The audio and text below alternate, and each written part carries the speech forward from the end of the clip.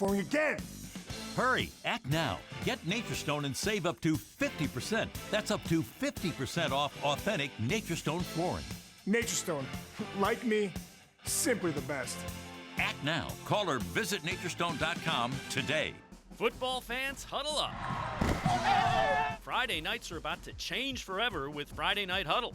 From pregame to postgame and everything in between, Friday Night Huddle is the place for Ohio football action. Combining the resources of cleveland.com, classic teleproductions, and Time Warner Cable Sports Channel, Friday Night Huddle gives you unprecedented coverage. You can be part of the action. Get updates as they happen. On cable, online, and on point. Friday Night Huddle. Dominion East Ohio is proud to salute young people in our area who work toward their goals both in the classroom and on the field. We're proud to serve our community and are committed to making a difference. Each year, Dominion partners with schools throughout the region and the entire country to develop new programs aimed at strengthening math and science education in our schools from kindergarten through high school. For more information about our programs, services, and community involvement, www.dom.com. Dominion, it all starts here.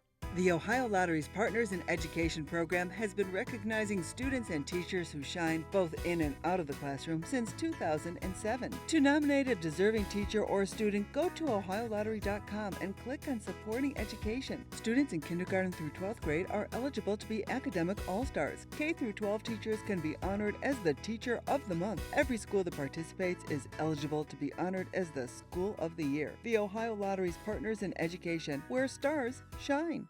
Tuesday nights are for Ohio college football. And now, Time Warner Cable Sports Channel is teaming up with your favorite site where Ohio State fans gather, 11 Warriors. Join Marissa Cottapelli and the pros who know the team best as they preview the week ahead.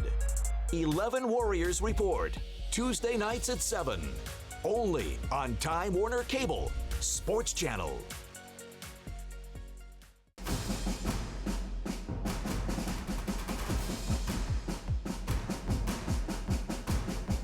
Welcome back inside the Friday Night Huddle. I'm Dave Bacon. Where did the high school football season go? State semifinal weekend about to kick off in about 20 minutes, along with Dan Labbe from cleveland.com and Dave Scozen. I'm Dave Bacon.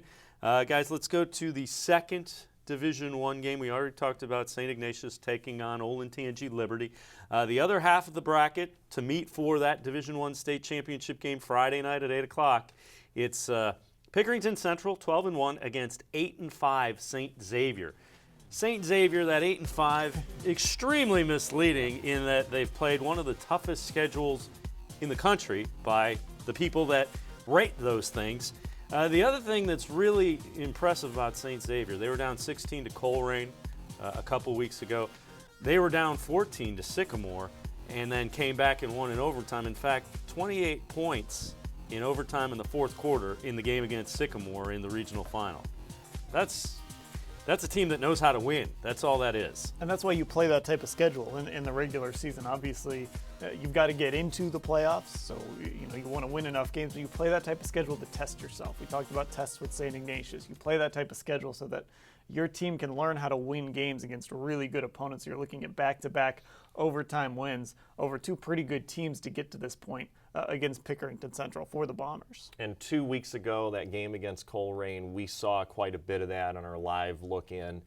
And the thing that occurred to me, at least when we were watching that, was that Colerain was not letting St. Xavier get anything over the middle.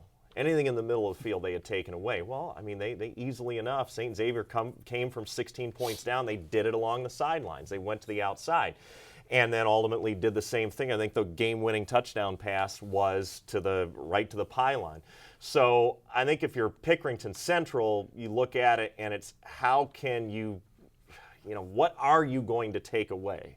Do they have to choose what they're going to take away? Can they find a way to evenly distribute that defense so that you're not giving something up to St. X? I think that could be a key in the game tonight for Central. The other thing that's really impressive about St. Xavier, Sean Clifford is a Penn State recruit. He's been banged up all year, has played some games, didn't play some games.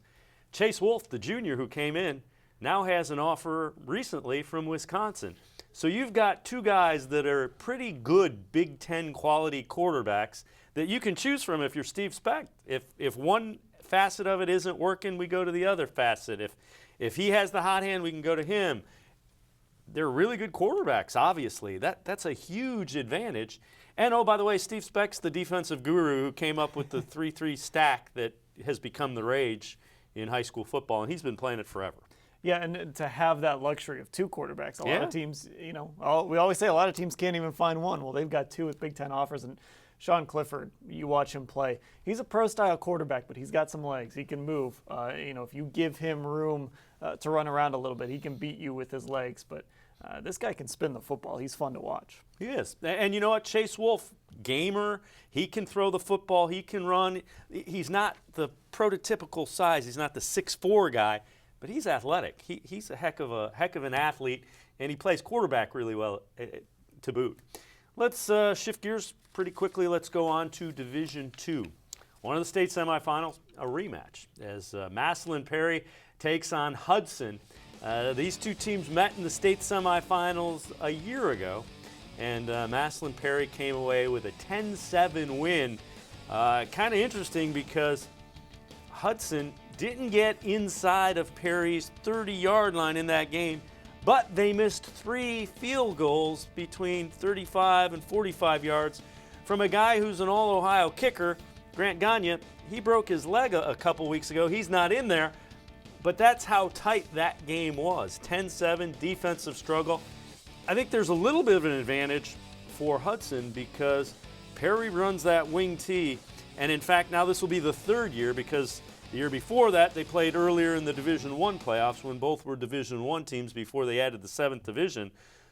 There's some familiarity with what Perry does running the football in that wing tee, and that's always difficult is how quickly you can adjust to that. There is, and I think has been a case of a lot of people underestimating what Hudson was able to do. Maybe look at their loss to McKinley, a loss to Twinsburg, a team that did not have a winning record, and say, okay, it's Hudson. They're not as good as they had been. But we saw what they were able to do defensively against Aurora a couple of weeks ago and shut down Bubba Arslanian and that crew, what they were able to do last week against Warren Harding. And so I think that puts a little bit of a different perspective on things. No matter how successful Massillon Perry has been this year and how well they've been playing, I think they've won 9 games in a row. But Hudson has that ability for whatever reason to be able to match up. And so I think this is going to be a great game. This is going to be a great matchup. Yeah, I was kind of giving you grief a couple weeks ago when you said they've shown they can scheme. I'm like, okay, Lynn Bowden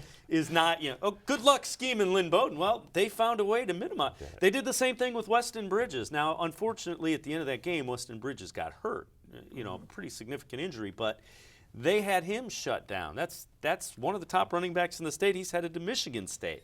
So there's nobody on this Hudson team that you look at and say, boy, he's a superstar, but they have all the pieces and they seem to find a way to win late. Yeah, and you kind of mentioned their path here, that they've stopped teams that can run the football in Copley, Aurora, and then Lynn Bowden obviously can sling the football a little bit as well, but he does a lot of damage with his legs, and he had over 300 rushing yards a few weeks ago before they played Hudson. So this is a team that knows how to stop the run. And one thing you always know about Hudson defensively, they're going to be prepared and they're going to be disciplined. Those are two both keys. Of those things give them chances to stop that wing tee attack. Those are the two things you've got to be: disciplined and prepared. And they do have guys that played last year, so it's not like this is completely foreign to them. And they realize, when you see the wing tee you realize, I got to stay in my lane, I got to be disciplined. If I try to over-pursue, if I try to be a hero defensively, that's when the wing tee really, really makes you pay. And those are two things Hudson has done very well. Another interesting thing that came up this week, Coach Keith Wakefield for Massillon Perry came out and said, I'm going to stay off social media this week because, like we said, 2 years ago they lost 29-0 in one of the earlier rounds of the playoffs. Last year, going into the Hudson game, he had tweeted or Instagrammed or something to the effect of making fun of the affluence of Hudson and helping motivate his players. In that sense, he said, I'm going to back off a little bit from it this year. So I kind of, Yep. He's been around a long time, and that's another one of those things where you look and say, all right, this guy knows what he's doing, and you got to, respect that maybe he's pushing some of the right buttons this year with Perry. We look at the other side of that bracket, and it's LaSalle taking on White House Anthony Wayne, and that sets up last year's Division II state championship game was Massillon Perry and LaSalle. So that you could end up with a rematch, and that was not a good match for Massillon Perry. LaSalle took control of that game, and LaSalle, they play in the GCL South. That's St. Xavier, that's Moeller, that's Elder, and that's LaSalle. So that's pretty brutal. And LaSalle has played very, very good competition. White House Anthony Wayne does have the running game and the methodical, grounded out style that, in theory, if you can do that, that's how you beat LaSalle. You keep the football out of their hands and you don't let them, you do to them what they do. We're going to put a 14-play drive and we're going to keep your highfalutin offense on the sidelines, if you will. And, they've relied so much on Nick Schneider, of course, their running back, throughout these playoffs. And last week they got to take on an Olmsted Falls team that likes to run the football as much as they do. But they've beaten Glenville. They've beaten Avon Lake. Never thought you'd say this about Avon Lake, but that's a team that likes to throw the football around. Glenville will throw the football around a little bit too. So they've beaten teams of differing styles, but it's really going to be about, can they get another big game out of Nick Schneider? Can they keep that offense off the field? And the curve, there's a grading curve. There's LaSalle, yeah. And they're, you could argue they are competitive with the three of the final four teams in Division I, because they in fact played them. They played St. Xavier and played them well. So the big thing, I think, for White House Anthony Wayne, if you fall behind early, you're not playing the LaSalle team that won the state championship last year. A bunch of those guys graduated. They do have some of the guys back, but a bunch of them graduated. And, don't let it get in your head. That's the big thing. If LaSalle gets up on teams, they generally make them pay. And you would think that that's how they've gotten this far if you're Anthony Wayne. It's the ability to not get buried if you are falling behind early. Their head coach, Andy Brungard, was actually the defensive coordinator at Perrysburg the last 7 years. And, they had back-to-back undefeated seasons coming into this year, a very good program there, and now he's come to White House Anthony Wayne and taken a team that was 4-6 last year, turned them around, gotten them to the state semifinal. So, but you're right, it's still LaSalle. Yeah. This is going to be, especially based on Anthony Wayne's schedule throughout the year, this will be the toughest test that they have faced to this point. Well, anybody in Division II, LaSalle would be the toughest test you face. But you know what? If you're a player, you got to embrace that. And if we knock off LaSalle, nobody but the guys in our locker room expected us to do that. And that's the way you approach it. Another division that we'll take a look in, Division IV. And when you look at Division IV, the Perry Panthers from out Lake County way, 13-0 on the year, taking on Steubenville. Steubenville's lone loss to St. Vincent St. Mary. That's on this half of the bracket. Other half of the bracket, Hartley and Alter. And again, you could have a rematch of the Division IV state championship game where Steubenville and Hartley played last season. So again, teams back in the Final Four that have had a history of success. Let's start with Perry and Steubenville. Perry has been the really exciting story, and just the really good story to see him. First time they're in a state semifinal game, and it's good to see. Yeah, and Coach Matt Rosati told the parents and players before the playoffs started, got bad news for you. We're going to practice on Thanksgiving this year. And here they are. They practiced on Thanksgiving, undefeated, their first state semifinal appearance. They thrive on taking care of the football, not turning it over very often, and then defensively, they can force a bunch of turnovers, and they can create points off of those turnovers. And it starts with Colston Brewster. They have a great secondary, Andy Foley and Josh Petrocelli, 18 combined interceptions. So that's a very, very good defense and an offense that can throw the ball around, but it's a safe offense. Sometimes when you're slinging the ball around, you can turn it over a lot, but Perry doesn't really do that. And over the course of the season, Perry's had a lot of lopsided victories, and that's part of I think, what comes along with getting to 13-0. But a couple of weeks ago when they played Woodridge, they were behind, and they were behind by quite a bit at halftime, managed to come back and win that game in overtime. So in that sense, I think they're battle-tested. So to play Steubenville and all the state championships and all the history and everything that's there, even if they do fall behind, they can go back and say, you know what, we've been here before. Let's just go do this. And how about the job Coach Rosati has done? It's a guy that doesn't get maybe enough credit for what he's done getting the Pirates into their first state semifinal appearance. And, you can tell he trusts his team because he goes for 2 in playoff games to go for wins. We've seen that a couple times already this season, and that sends a message to the players that I trust you guys to give you 1 play in overtime to try to win this game. He's done that a couple of times, and I think players feed off of that. Eventually, maybe that luck runs out, but it's certainly gotten them to this point. Well, our Tim Bielik from cleveland.com is covering the Perry and Steubenville game, and Tim joins us with a preview of this one. Take it away, Tim. This is Tim Bielik with cleveland.com and the Friday Night Huddle. I'm here tonight at Spartan Stadium in Boardman, Ohio for the Division IV state semifinal between the Perry Pirates and the Big Red of Steubenville. The Pirates are making their debut in the state semifinals, while the Big Red, last year's Division IV state championship game runners-up, are here for the 17th time in school history. I'll give you a player to watch for each team in tonight's matchup. For Perry, it's got to be the junior quarterback Colston Brewster. The lefty was a first-team All-Lakes District selection, and in the playoffs he's thrown for more than 900 yards to lead the Pirates this far. He also had a 550-plus yard game in the regional semifinal against Woodridge. For Steubenville, looking at tight end Charles Reeves, a Pittsburgh commit at 6'4", 6'5", a tremendous target and a tall weapon out there for the Steubenville offense. Make sure you're following me on Twitter at Bielik_Tim or using the hashtag Friday Huddle for updates and highlights throughout tonight's state semifinals. And we will check in with Tim quite often to see what's going on with Steubenville and the Perry Pirates. The other half of that bracket, again, is that's a really interesting matchup that you can see online at twccable.com. It will be streamed live. Check your local listings during the weekend, as that Hartley-Alter game will be on Time Warner Cable Sports Channel as a replay later this weekend. But Hartley and Alter are two teams that really like to run the football, both big-time histories as far as tradition goes in football. Ed Domsites has been the coach at Alter for a long time. Brad Birchfeld is developing the same type of history there with the Hartley Hawks. That's a really interesting matchup and probably one of the closer ones, regardless of division.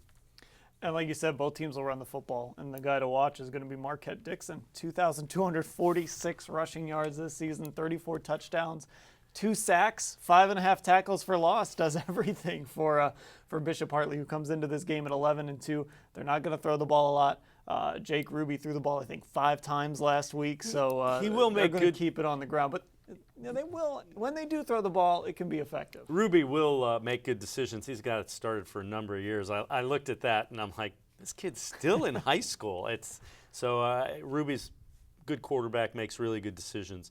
And Ed Domsites, 42 years he's been at Alter. Yeah. And, there is some history between these two schools as well, in that Alter won the state championship in 08 and 09. There were others, but they won in 08 and 09, lost to Hartley in 2010 in the playoffs, who went on to win the state championship. And so there's history there. They tend to intertwine quite a bit. And so, that and Marquette Dixon, pretty good reasons to pay attention to this game tonight. Yeah, Ed Domsites has been a running guy forever, with one exception. He had a kid named Malik Zaire, who is a quarterback at Notre Dame, and his senior year, he completely changed everything and threw the football because he knew he had a special talent in Malik Zaire. Now, Zaire can run and throw, but that's the sign of a pretty good coach. When you go against what you do historically, for 30-plus years at that point, or almost 40 because years. You have a special talent and you can take advantage of. That's a sign of a really good coach, flat out. Yeah, and a lot of coaches are sometimes hesitant to do that. A kid comes in and, they don't want to let the kid think he's bigger than the program, so he says, I'm going to fit you into my system. But just to see him do that, it just shows that he can obviously reach his kids. He's willing to adjust for them, and I'm sure that even though this team looks similar to all his other teams, there's probably some little adjustments here and there he's made to kind of fit the talent he's got. And by all accounts, he's a guy that really enjoys what he's doing. It's not like, oh, I've been there 42 years and this and that. I mean, but it sounds like he has a lot of fun, and being able to open up the game like that, I think, indicates that too. Yeah, and so that'll be an interesting matchup. And again, we could have. Division II has the potential of having a rematch with Massillon Perry taking on LaSalle in the championship game. Division IV with Steubenville against Bishop Hartley from Columbus. So 2 and 4 could be rematches. Division I, it's not going to be a rematch. Wayne and St. Ed's both exited in the regional finals. So we know for certain the Division I game will be new blood, if you will, and we're heading about the time that things are going to kick off. Which of the divisions really kind of has your eye? And I'll start with you, Dan. You know what? I'm very curious about Perry and Steubenville. Just as I know that's a specific game, maybe not the division overall, but I just want to know, like, is Perry for real? Obviously, yeah, they're in the state semifinals, but now they're playing Steubenville. This is one of the great programs in Ohio high school history. We know that, and it's not like they were great a long time ago and aren't good anymore. They're still a great team. So I really want to see if Perry can kind of crash the party next week. Well, and that's the one that has really distinct differences as far as experience in state championships. Steubenville is kind of used to it. Brand new experience for Perry. Dave, I'll go Division VI. Why not? We're coming up on that. I know we haven't gone there yet, but Cuyahoga Heights 13-0. I know after they won a couple of weeks ago, it was like, well, but they've got to play Kirtland again. Watch out, they got to play Kirtland. Well, they shut them out again, and so I think what I'm most curious about is we're going to find out how good is this Cuyahoga Heights Redskins team. Newark Catholic. 9-4 to this point on the season. The other side of that bracket, though, Maria Stein, Marion Local. I mean, they have 8 state championships in the last 20 years that they've won. They become a perennial powerhouse at that level. Patrick Henry, they get to the playoffs a lot. They're undefeated this year. So for me, there's a lot of intrigue in that bracket. I'll tell you what, Newark Catholic is another school like Marion Local. Marion Local plays in the MAC, so they're forced to play Coldwater, St. Henry, Versailles, all those perennial powers. Newark Catholic's a team that always seems to be there in the state semis or the regional finals. They're a private school in Division VI, which means they're usually playing some Division V, some Division IV, even some Division III teams, and they play up, and they always seem to hit their stride come playoff time. A very good program. I mean, among the best as far as playoff wins. I think they're second only to St. Ignatius in all-time playoff record. So Newark Catholic is a team that's always very good. Cuyahoga Heights, if you shut out Kirtland once, that's impressive. If you shut them out twice in the same year, you're doing a lot of things really well. Yeah, and they broke that streak of not beating Kirtland, and it's kind of that old, well, to be the best, you've got to beat the best. Well, they beat the team that has been the best in Division VI a number of times over in this decade. So, they rely on Lucas DeRazio, who we had an interview with him on this show, who said he was on the sideline the last time the Cuyahoga Heights beat Kirtland. His brother was playing for the team. Well, he's kind of carried on that legacy. They've got some weapons in the passing game in Dylan Drummond. That team is very much for real. But in these smaller divisions, this is when it gets really tough.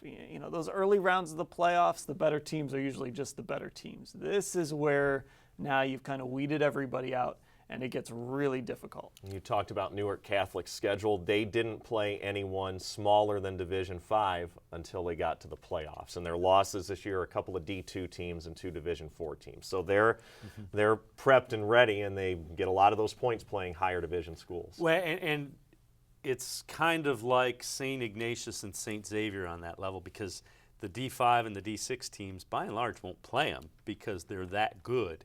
So they kind of view it as, okay, we'll play up, and if we go 6-4, 7-3 in the regular season, we're going to get enough playoff points to make the playoffs, and we're going to be that much better at the end of the day because we've done that.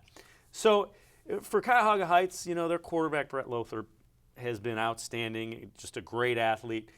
If the Redskins are going to win a title, they're going to earn it. If you beat Kirtland Newark Catholic, potentially Marion Local, back to back to back. Any type of hardware you get, you've just earned.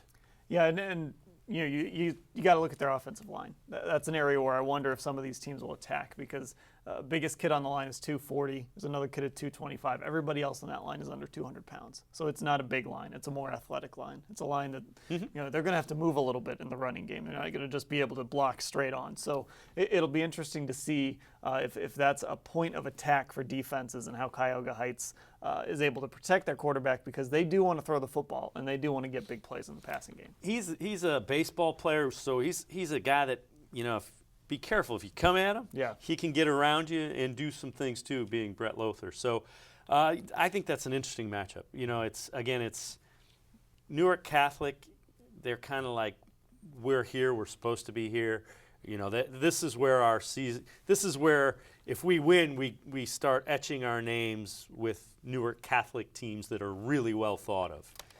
And I think I'll be interested to see how their defense performs against Cuyahoga Heights, because they've given up some points at different times this year, albeit a couple of times against some of the bigger division schools, giving up 40-plus on more than one occasion. But just to see how they handle what, you know, Cuyahoga Heights, it is a very grind-out sort of offense, but it can wear you out. I mean, we saw that a couple of weeks ago against St. Thomas Aquinas.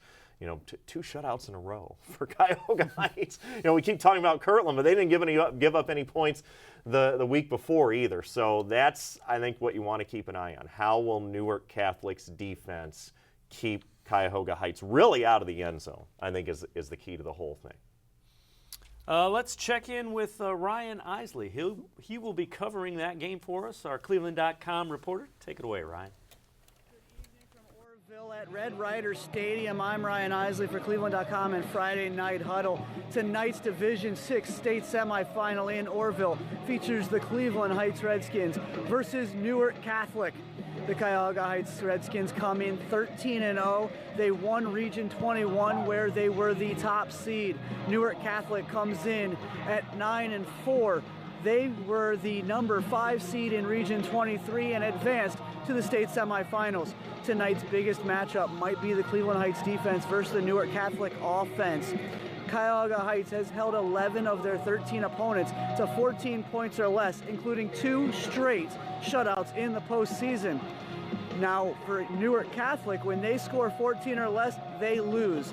All 4 games in which they've scored under 14 points are their 4 losses. It'll be interesting tonight to see what the Cuyahoga Heights defense has in store for Newark Catholic. That and more storylines later. Follow us on cleveland.com and Friday Night Huddle. But the rest were... Well, there you have Ryan Isley. On the other side of that bracket in Division VI is Marion Local. Don't need to say much more than that. They're taking on Patrick Henry. Patrick Henry unbeaten. But Marion Local, again, that MAC conference out towards it's the western part of Ohio, northwest part of Ohio. That's just outstanding small school football. And it's really cool. I've actually had the chance to go out there and call a couple of games. I've been to Versailles. I've been to St. Henry. I've actually been to Maria Stein, probably to do a game. One of the things that goes on is on the varsity field, you have the high school kids playing. And then on the side is like the 6th and 7th and 8th graders, and they're all playing against each other. And it's just one of the coolest things, because you can tell those kids are waiting to get to play on the big field where everybody is watching. The town's shut down.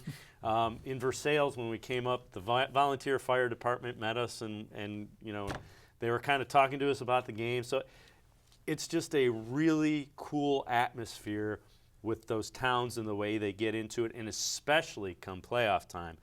But Marion Local lost in the state championship game a year ago to Kirtland.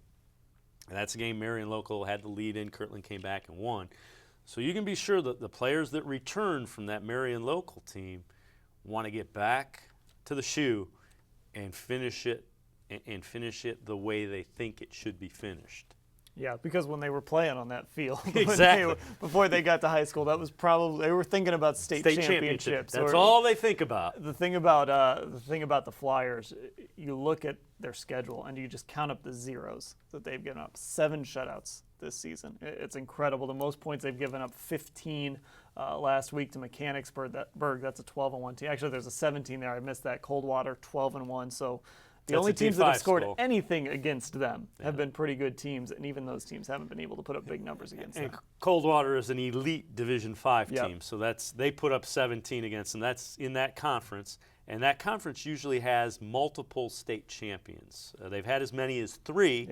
Last year, Marion Local didn't get it done. Coldwater, I believe, did, and as did Fort Recovery, who won their first championship in Division 7. So that's going to be an interesting thing to watch as that develops. You know, Newark Catholic or Cuyahoga Heights against the winner of that game. Go ahead. 5.1 points per game is the Marion Local defensive number for this year. It's funny, you talk about the volunteer fire department and the booster club and all the kids playing. I grew up in a little town over in northwest Ohio. Now, we're not the football powerhouse. Elmore Woodmore, shout out.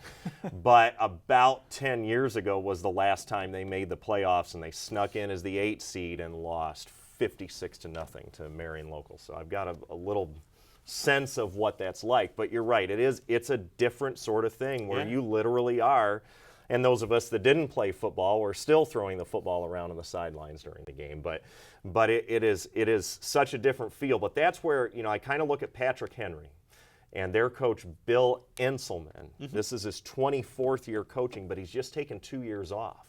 And so he just came back, and now he's got his team at 13-0. So when we talk about motivating and all those sorts of things, I mean, a guy that came from Patrick Henry, had been there for a long time. I mean, you don't get to this point too often, so don't discount what the Patriots could do tonight. No, absolutely. And you know, back in when he was there before, that was high flying. They like to throw the football around, so it'll be interesting to see. I mean, don't discount any of it. When you get to the Final Four, doesn't matter what your record is, there's a reason you're there. It's because you've found a way to win football games. You've won close games. You've beaten the teams. You can only beat the teams that are on your schedule. How many times did we say that? And both of these teams have done that. And there is something to be said about a team that has played 13 games and has won all 13 games. These kids have probably been together in these small towns and these small communities for years, playing together and learning to play together. And there's something to be said about learning to win and taking that experience with you. And all it takes is, you know, sometimes you got to get that game to the fourth quarter and make it a 12-minute game, and then anything can happen. Well, it's past 7:30, so that means all of our state semifinal games have kicked off, and we'll be taking some live look-ins and getting highlights coming in. And again, teams just one win away. Teams that win tonight are playing for a state championship, and that's for anybody that plays, that's the reason these kids go out and play. That's the dream. And there's a number of them that haven't been to state championships, a number of programs that can be to their first ever state championship. And I think you also have a minute to step back and look at who are we maybe the most surprised to see in the Final Four in their division. I know we talked about Division II and Hudson a little bit. I think if you went back 3 or 4 weeks and said, okay, which team out of this region is gonna make it to the Final Four, they're probably one of them. I think anything that happened in Division II, Region 6, when Avon #1, got beat by Avon Lake in the first round. I mean, to see Anthony Wayne come out of there. But I think, just to have an appreciation for these teams that, frankly, probably came out of the blue. And I understand Hudson's been there before, but I'm talking about this season. Right. When you looked and said, oh, let's pick who we think could win this region, I'd say Anthony Wayne and Hudson are 2 of the least likely that a lot of us probably looked at going into the playoffs. Hudson's still trying to get to that state championship. I mean, they've been very good, but they haven't got over the hump of the state semifinals. Well, they ran into St. Ed's at one point. Perry last year. Right. And if you're Hudson, this is why you were excited when you got moved down to Division II. You're not one of the smaller schools in Division I now. You're in a division that you can go and win 3 straight state semifinals appearances. They're trying to get over that hump. Well, we have our first update of the night is Division IV state semifinal game. Perry taking on the Big Red from Steubenville, and it's going to be the Steubenville Big Red early in that football game. And Big Red moved down the field, and Steubenville going to get on the scoreboard with a touchdown run. The short run makes it a 7-0 Steubenville lead in Division IV in that state semifinal game. 6-0. Jumped the gun there. So Steubenville with a 6-0 lead in the first quarter. No worries. If you're Perry, no problem. I mean, they, like we talked about a little bit earlier, they've been behind before. They've played tight games. What was it, week 2 or week 3? They played Madison, and nobody scored until there were about 5 minutes left in the game. So, I mean, from the Pirates' standpoint, I think you say, all right, 7-0. We'll keep on doing our thing here.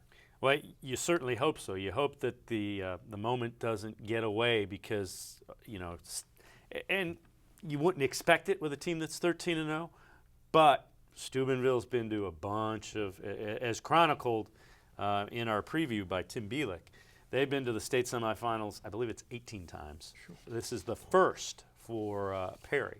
So if you're Coach Rosati, you're just saying, guys, relax. We've been behind how many times? So the worst thing in the world, you don't want to let it snowball. And 16 Final Fours, 3 state championships, 4 runners-up. So that's getting to the state final 7 times. But if you are Steubenville, this is exactly what you wanted to do. Put that in Perry's head if you think you can, that, hey, we're here, we've been here, we should be going to the state championship. Go ahead and try and beat us. So from a Big Red standpoint, things couldn't have worked out any better so far. And they're looking for a little redemption as they lost in the state championship game to Hartley in Division IV a year ago. So Big Red wants back there and try to right that result that they had last year. Yeah, how about Jacob Bernard? 15 touchdowns now on that rushing score. He's had a great year, 1,275 yards. Jacob Bernard coming into this game. Well, one of the games that we're going to take live look-ins of is the Hudson-Massillon-Perry game. Again, this is a rematch from the state semifinal game a year ago that the Perry Panthers beat Hudson 10-7. And as we take a look, again, this game you can see it on channel 23 on Time Warner Cable channel 23. It's one of the overflow channels, and it's the Hudson Explorers with the ball out near midfield. And that's actually Colt Pillay pulling it, little zone read. Well defended that time by the Perry Panthers. We mentioned Colt Pillay, a guy that can throw the football, although, they showed a little zone read action there with him. But Pillay is the guy that sees the whole field. That's one of the reasons that the Explorers use him. You know what's interesting? When they played Aurora 2 weeks ago, we kept talking about how a lower scoring game probably favored Hudson because we've seen Aurora roll up a bunch of points of the running game. And there's the running game and getting through the hole and out into Perry territory. Dawson Worvey with a big run. But here you wonder if it's maybe the other way around because you think of Perry and look at the score last year when Perry was able to win 10-6 in the state semifinal game. That maybe a higher scoring game could favor Hudson in this instance, the opposite of what we saw 2 weeks ago. Andrew Studer, the center, with the block that opened up a big hole. So the ball's now at the 45-yard line of the Perry Panthers. Little jet sweep, and again, big running room as a pickup of 6 yards on first down. And Dawson Worvey, again, you find a way to get the ball in his hands as he continues to move it. So midway through that first quarter, and it looks like the Explorers moving the football as it's now inside the Perry 40-yard line. Now, we mentioned in that game last year, Hudson didn't get inside the Perry 30-yard line. They had that touchdown that was a 31-yard. A play going up top, and he's got, incomplete. Maley had the defense beat, and Greg Maley couldn't hang on to it. That was a really nice throw. It was. Really nice Greg throw. Maley wants that one back. Boy, right on cue, too, for what you were saying. They had the 31-yard touchdown throw last year. Oh, man, if you're him, you got to feel a little bit sick right now after that one. Great call. They faked that jet sweep again. He got behind the defense. And Did Perry get a hand in there? Maybe. No. Might have I don't know. disrupted It's it, but hard to tell. I guarantee you, if you go back and you ask Greg Maley, He says, I make that catch 9 out of 10 times. He's their big play. To get on this play. He's their big play wide receiver. They're down at 4 now for Hudson. Pillay going to throw again, buy some time, and he's brought down, thrown back for a loss. A nice tackle for the Perry Panthers as Zach Blackiston, defensive lineman, gets through and makes the tackle. Play looked like he was going to have some room, but Blackiston did a nice job right here coming up and closing. Play a big guy, too. Brought him down. Good job getting back to that line. Well, I thought maybe they would go for it in this area. I was going to say, good job getting back close to the line of scrimmage so you could set up a 4th down opportunity, but it looks like they're going to punt. Jonah Wieland is their punter. Fair catch called for and made. So the Panthers defense holds. It'll be 1st and 10 from inside their 15-yard line. Is making that catch was Tevion Cleveland. So a nice job of holding tough by the Perry Panthers late in the first quarter. That game's still scoreless. Chris Fedor's the unofficial commissioner yes, of the Federal is. League, right? Yes, so now I have big out. shoes to fill, so I need to stand up for the lone remaining Federal League survivor, the Perry Panthers tonight. But yeah, that defense. Oh, St. Xavier driving on Pick Central. That's Clifford, and he throws it into the end zone. Touchdown, Cameron Specht. Work the outside. So St. Xavier takes the early lead as Sean Clifford rolling, and he finds Cameron Specht 6-0. St. Xavier 8-5 on the year. You got to respect his legs, even though he is that pro-style quarterback. You got to respect him in that area. They flooded one-on-one it. Coverage. You saw they put Andrew Whitrock, number 12, the bigger wide receiver, and Specht, the guy that works the slot, underneath him. Point after, knocked through 7-0. St. Xavier leads with just over 5.5 minutes remaining. If you want to see this game in its entirety, 3:11 in Southwest Ohio. In the other parts of the state, in mid and northeast Ohio, this game will be on a replay on tape delay. But if you live in Southwest Ohio, this game is on Time Warner Cable Sports Channel 311-1311. And that will be going on live right now in its entirety. 7-0. So we had mentioned St. Xavier playing from behind, and a good look at Cameron Specht. He is an outstanding return guy. Got to see them in the game where they lost to St. Ignatius. And that game, both of those teams still alive, so that could be a state championship rematch from about week 7. But that game got away from St. Xavier. They were down 21-7 in the first half. And they cheated up and put an extra guy in the box to try to slow down the Wildcats' run game. And Patrick Ryan hit a couple of long pass plays. I think he had a 55-yarder. There was a 63-yarder and a 48-yarder in the second half. So 3 long pass plays that added up to a 31, I think it was 31-14. I'll check that. I'd be curious to know where they started that drive. I mean, they're about halfway through the first quarter. Has Pickerington Central had the ball yet? I mean, you would assume so probably at some point. But that's what I'm the most curious about. I mean, Central coming off a win over Wayne, which is I mean, they hadn't lost since the state championship game on a last-second field goal. So, but they beat them. Sure. You're discounting it. They still beat them. No, I'm not discounting it. But no, I'm giving you a hard time. But I would be curious just to see how that unfolded to get them right down there to the goal line, and now let's see what Central does as a response. Well, the flip side of that is St. Xavier's defense is very good. You don't want – if you're playing from ahead, that's great. If you're playing from behind, they're going to pin their ears back, and they're going to make you one-dimensional. You can't be one-dimensional against St. Xavier's defense. You have to be able to mix it up, or it's going to be a really long game. They'll be able to take away something. Do they have a preference which? Depends on who they're playing.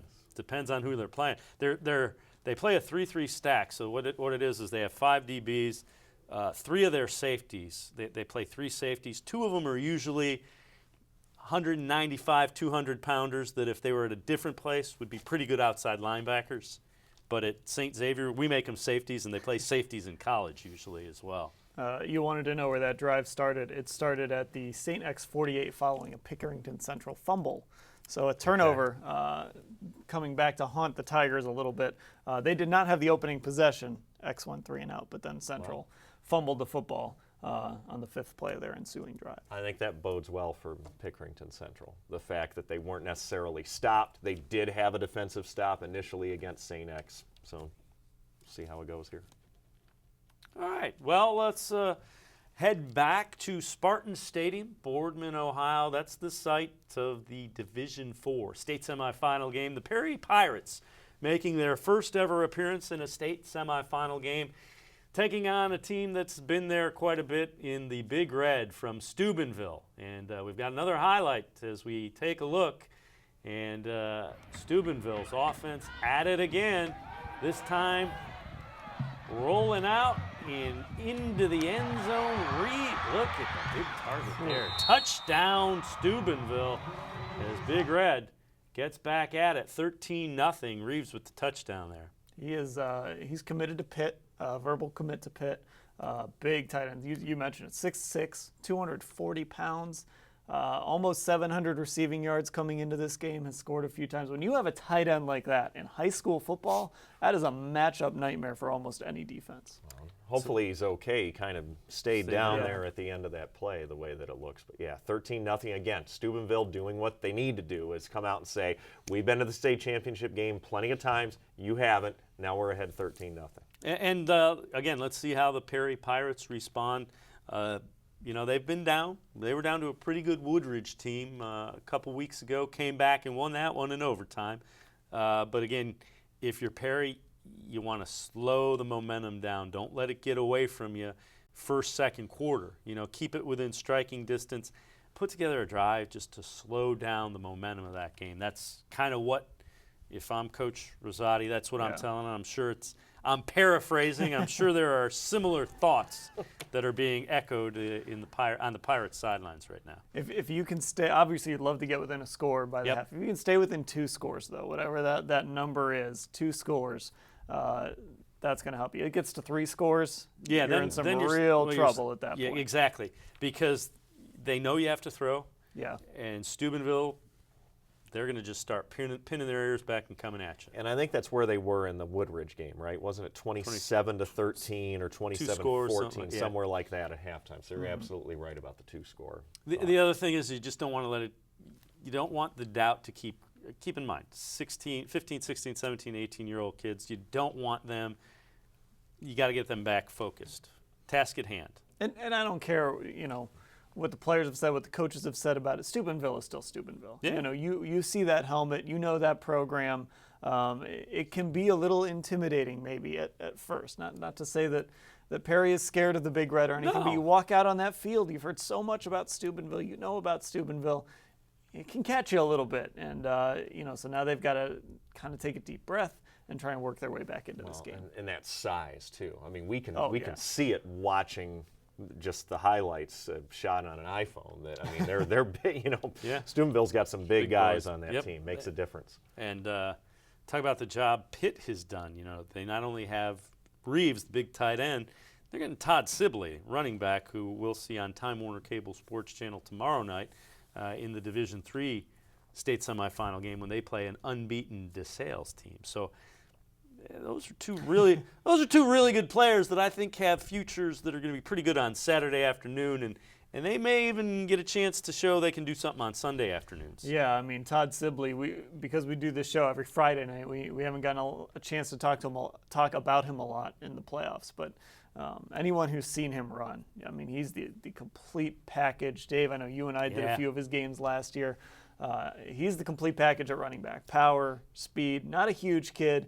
Big enough, though, just a really good running back. So it's tip of the cap to the Pitt Panthers. Yeah. They got a couple of really Coming good into football Ohio, players. Beaten Penn State and Clemson this year, and so look out. We're approaching the 8 o'clock hour, so the state semifinal games are getting towards that end of the first quarter, and we're going to step aside and take a quick timeout.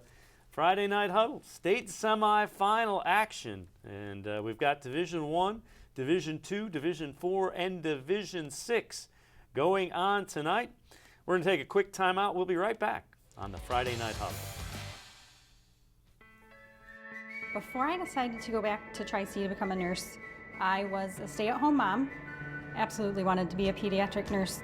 I love taking care of kids. If you're thinking about changing your career or changing your path, go to Cuyahoga Community College. I feel like I'm in a great place in my life. I have 3 great kids.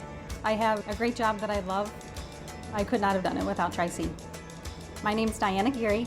I earned my nursing degree from Cuyahoga Community College. Just as athletes need proper sleep for optimum performance, so do fans. To be your best, you need your rest on a properly fitted mattress from Mattress Warehouse. A good night's sleep on the right mattress prepares you for whatever the day throws at you. Visit Mattress Warehouse for a custom sleep assessment, and we'll help you find the right mattress for a great night's sleep and a productive day. Sleep like a champion, play like a champion with the perfect mattress from Mattress Warehouse. Wednesday nights, more sports and Les Levine is live at 6. Then at 7, Access Crew SC. And at 7:30, High School Blitz Preview. It all starts Wednesday night at 6. Follow us on social media at TWC Sports OH. Across town and across the region, this is where fans belong. Time Warner Cable, Sports Channel. The Emmy Award-winning High School Sports Insider features Ohio's best high school sports stories. For 17 years, the High School Sports Insider has been spotlighting role model students, outstanding athletes, and the Buckeye State's best teams. In-depth features from all sports, all school year long. For the best high school sports coverage, make sure you tune into the High School Sports Insider each and every week on Time Warner Cable Sports Channel. As World Heavyweight Champion, Clevelander, and spokesman for Nature Stone, we'd like to present you with our own award. Wow, it's awesome. We had it made ourselves. It's made of... Not the award, the floor. Oh, it's Nature Stone.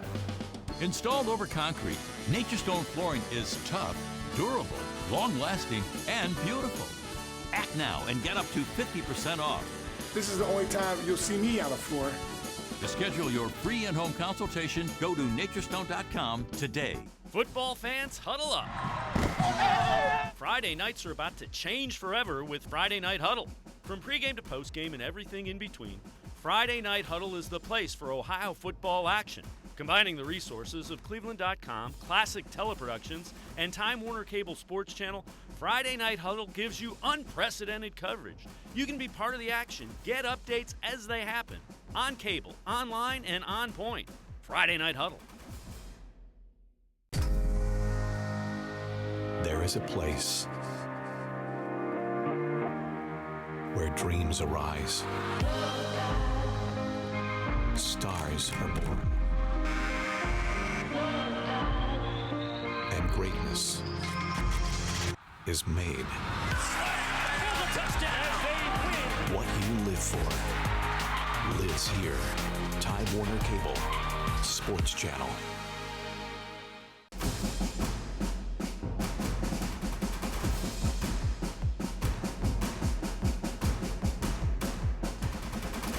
Welcome back to the Friday Night Huddle. I'm Dave Bacon, joined by Dan Labbe from cleveland.com, Dave Skozen as well. Let's take a live look in at one of the Division I state semifinals, and St. Ignatius taking on Olentangy Liberty down at Massillon, and Olentangy Liberty with the ball deep in their own territory, and we'll see if we can get that straightened out, but that game scoreless early in the second quarter. Which is good news for Liberty. Absolutely. We talked about what Ignatius can do offensively, and you don't want to fall behind and let them rely on that running game to milk that clock, because Chuck Kyle knows how to milk a clock when he's got a lead.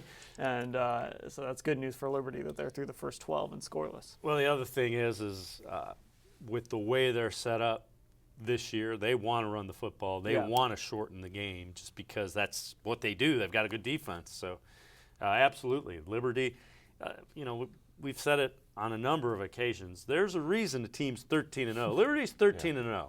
And you don't get to be a 13-0 without being a really good football team. And the thing is, in football, obviously one guy impacts a game, but you've got to be a more complete team. But as that game gets shorter and shorter, a guy like Brendan White all of a sudden becomes more and more valuable because his singular impact just gets bigger and bigger. if there's less time in that game. And Well, he's an Ohio State recruit, so it's fair to say he's going to be one of the most talented players on the field. Yeah. If you make the game close late in it, the guy that's the most talented has a chance to make one play and ruin everything. And he lines up everywhere, too. Yeah. He does it from so many. It's not Right. like he's just a quarterback. He does everything. He'll line up everywhere across the field. The reason they do that is so you can't focus on one way to take him. Yeah. How are we going to take him out of the game? Well, if we move him here, you got to do something different. If he's the quarterback, you got to do one thing. If we have him at running back, you got to do another thing. If we put him at tight end, you got to do another thing. So that's what you do. You move your best player around so that it's more difficult to take him away. Yeah. And so far, so good in that. And Liberty had the ball, right? Yeah, when deep in their we own saw territory. that clip for a second. But at some point, you have to score. It's one thing to keep moving Right. it around and, who's where, and that confuses the Ignatius defense. But at some point, they've got to come up with some points. And as you said, they were deep in their own territory from what we saw. But, the flip side of that is if you're Liberty and you're facing a team that's really talented and hasn't had too many close games, shorten the game. I want it as short as possible. If it's nothing in the fourth quarter, I'll take my chances. Really, that's kind of the mindset. How do you beat a team that has a lot of talent? You shorten the game. Yeah, you shorten the game, and you take advantage when you have opportunities. Yeah, make that 48-minute game last 2 hours, and then try and be the team that has the ball at the end. I agree wholeheartedly. Well, some of the games that are going on, you've got Hudson and Perry, so that's kind of an interesting matchup as well. Again, we saw that scoreless, and here you go. Hudson and Perry, 9:20 remaining now in the first half. And we saw where Hudson turned it over twice in the first quarter. Yep. Well, and they had the chance to score and couldn't take advantage of it. The drop pass down near the goal line. Yeah. And that's one of those things where we talked about a little bit earlier where we've said, in past weeks, lower scoring games perhaps favor the Explorers, but here it sounds like they've had missed opportunities, so the fact that it's lower scoring maybe favors the Panthers a little bit more in this matchup. See it 1st and 10 from near midfield, the 45-yard line, and there's that wing tee look, and head for pickup of a couple is the running back, and making that carry is actually Nick Myers. Myers not the main back, but he filled in, stepped up last week when Tavion Cleveland was kind of shut down, and Nick Myers got the Perry offense going as that second guy coming in for Cleveland. And they'll do double handoffs and all kinds of crazy things, but a good look at Keith Wakefield, a long-time Massillon Perry head football coach, was there in the 90s, went away for a couple of years, and they hired him back, and he has this program playing again. A nice job of getting rid of the ball by Max Baker, and that was Tavion Cleveland trying to grab it, and he couldn't. Good coverage defensively. That's Jackson Parker coming up and making the play, making the hit. And you see the pressure coming by Joe Sweet that forced that. Sweet, one of those linebackers that Hudson has that's very talented, that linebacking core.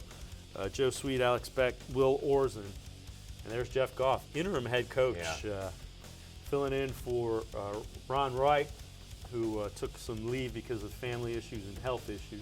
And Jeff Goff has him in the state semifinals game. Yeah, a win away. It's a pretty good job for the interim coach. There's Baker again, trying to step up, breaks a tackle, but look at the white jerseys. Great penetration. That's Orzen. Also there's Studer.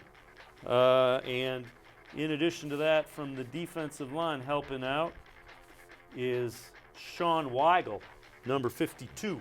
You mentioned Nick Myers, what he was able to do last week for Perry against New Albany, 14 carries, 97 yards, and a 57-yard touchdown run. So the Panthers are hoping for some kind of a spark like that if they can get it again this week. And Weigel, the one from that defensive tackle position that wrestled him down and threw him to the ground. Brings up a punting situation as they lost 3, so it's now 4th and 11, and the Explorers come after it. Nice kick. High driving kick. And back at the 15, and out across the 15, out near the 20-yard line. Decent return for Colton Paultani returning it. It's a heck of a punt. Yeah, you'll take Yeah. that. I mean, it really was. Good pressure up the middle, too, from Hudson on those last two plays. That's the worst place as a quarterback to have pressure coming up the middle. First, just right off the snap. Second, on what looked like maybe a little delayed blitz. It just disrupts everything. Let's go back to that St. Ignatius game against Olentangy Liberty. When we had it earlier, second quarter, and St. Ignatius actually has the 7-0 lead as we're trying to get that all straightened out back there. So St. Ignatius took advantage of a short field after holding Olentangy Liberty, and St. Ignatius with that 7-0 lead. Not what you wanted, obviously, No, if you're Liberty. And we talked about shortening the game. And so, like we had said before, all right, you got through the first quarter scoreless, but at some point you've got to be able to produce with that offense because you're only going to be able to be elusive to St. Ignatius for so long. But obviously, not being able to move the ball and then giving St. Ignatius, as you said, a short field. A tough way to go there for Liberty. And you mentioned it, Ryan's ability to throw the ball down the field was a 44-yard pass. And so you kind of load up to try and stop the run, and then you get that big pass play from Ryan. And that's kind of the dilemma when you're playing this year's version of St. Ignatius. They've got the big offensive line. They want to run the football, and they're very good at it. They're averaging over 5 yards a carry running the football. Okay, so we're going to cheat up, and we're going to bring an extra guy in the box. Well, Patrick Ryan's a good enough quarterback, and he throws a deep ball well enough. And they've got three different guys. They've got Travis Pott, Mike Lato, Connor Kennedy that all can get deep, and they're very well balanced. And you throw in James Layton as their tight end. It's a matchup problem. It's a numbers. Football is always, we're going to outnumber you. Okay, You're going to bring an extra guy up front. That means I can throw the ball downfield. And that is the success of the offense of the St. Ignatius Wildcats this year. And you always look for balance, too. Yeah. It was Pott that caught that touchdown pass. Ryan has thrown the ball 8 times. Bobinski has run the ball 9 times. So you're getting balance. And that's just really difficult to defend because when you play St. Ignatius, you've got to kind of overload for something. They're too hard to just match up with one-on-one for most teams. And you've got to do something to try and stop one thing, and then they'll just get you with the other. Yeah, and that defense is pretty good too. And what happens is if you fall behind a couple of scores, what they're going to do is they're going to just dial up the pressure because if they know you're going to throw, they're going to come and get you. And they've got a very good front six. If they play the 3-3 stack, but they'll bring those safeties up, front 6 to 8, depending on how many they decide they want to. They're very good. So if you're Liberty, slow the momentum of the game down. It's the same thing. And Liberty hasn't been to a state semifinal game. They're a relatively new high school. Olentangy is a growing suburb in that area, so it's Olentangy Liberty, Olentangy Orange, and those schools are all reasonably young, being within the Orange last and 10 Liberty. years or so, Yeah, I believe, 10, 12. for Liberty, yeah. Yeah, it's a newer school, but we keep talking about, if you're Liberty, what do you have to do? I mean, if you're Ignatius, go. Yeah, right? get after it. You got that touchdown. Let's Let's go out there and get another one and try and make this to where at halftime you've taken Liberty out of the game because sure, they came from behind last week against Lorraine. Very different team for a number of different reasons.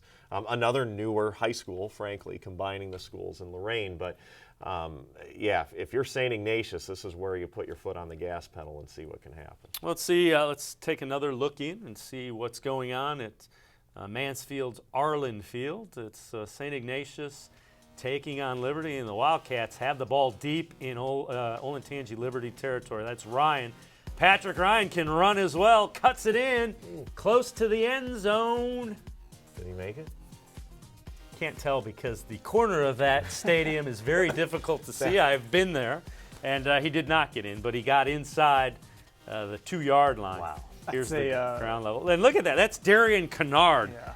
That's And yeah, he's knocked out at the one. A nice job to knock him out of bounds. Now the first look in that we saw, it was in the second quarter. It was scoreless, and Liberty had the ball. So since then, Ignatius has scored. They're ready to score John Paulo again. is the man that made the tackle there at the 1 yard line. And there's Babinski, and he's into the end. Ooh. He's into the end zone. He crossed the plane. So Mark Babinski gets onto the board, and it is now a 13-0 Liberty lead, or a Liberty deficit, St. Ignatius lead, and this is what you kind of fear. Boy, that happened quick. Yeah. I mean, that's the funny thing about it, because we talk about the offensive line so much with St. Ignatius, and that puts you in the mindset of run. They can dominate, and then it opens up the passing game. But I don't know that turning around 14 points in, 2 or 3 minutes. It was under 4 minutes, because right. it was 0-0 at the start of the second quarter. There's 8:17 left in the second quarter, and it's now 14-0. Right, and I don't know that that's necessarily how we think of Ignatius. We think of them as we're going to build the lead, and then run the clock out, right? But I mean, all of a sudden, bam, there's 14 points, and Liberty's got to be sitting there thinking, what just happened to us? But you saw the big play in the run game from Ryan. You know, I mean, that's not necessarily St. Ignatius coming out and throwing the ball all over the place. It's just them running a play with their quarterback. He gets a big run, and then all you have to do is give it to Mark Babinski, and he'll finish it for you. Well, one of the games that we're keeping track of is the Steubenville and the Perry game. Now, Steubenville got out to a 13-0 lead. Perry cut into that lead with a touchdown, and Big Red is moving the football with it and trying to answer, and Steubenville deep in Pirate territory inside the 5. The handoff to McGee. And lots of blocking, and McGee gets into the end zone. Good fight by McGee. And now they get the 2-point conversion that time, and it is now a 14-point lead again for Steubenville. 21-7. I think that's even a little different, though, than the 13-0, because Perry put points on the board. It shows you we can do it. There's some things you got to address if you're Perry, and one of them's the size. I mean, Steubenville's, for a D4 school, they're big. They are big up front.